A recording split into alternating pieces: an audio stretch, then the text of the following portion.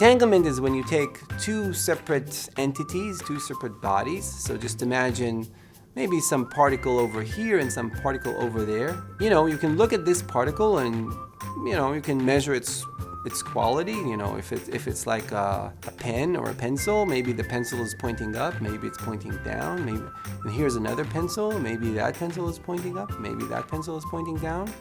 And entanglement is when you can synchronize their qualities to a point where if one is pointing up, it has to be that the other is pointing up.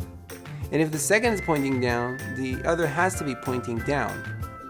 But you don't know in advance. So it's random here, but it's never random here. It's always the same as this result. And when you check this property for atoms or molecules, it works.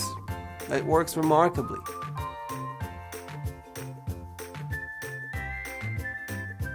So one way to deal with this is to do theory and think about it and come up with explanations as to why something is not possible or is possible. But another way, which is the approach that I've taken along with our colleagues, is to try.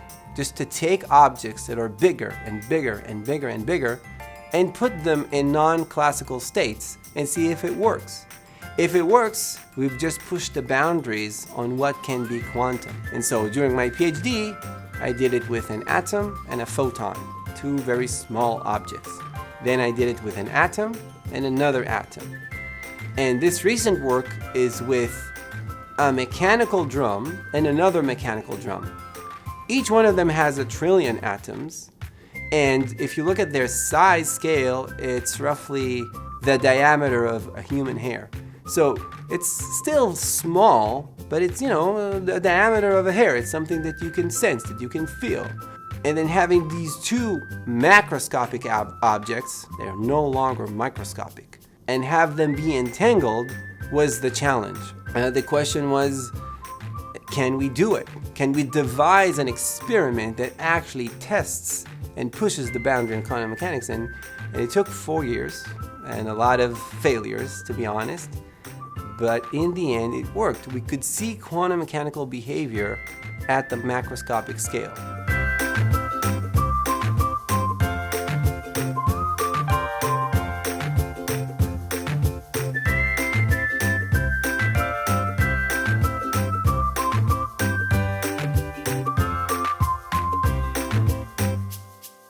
One interesting fact is that this experiment is a realization of the original thought experiment conceived by Einstein, Podolsky, and Rosen about 100 years ago, also known as the EPR paradox.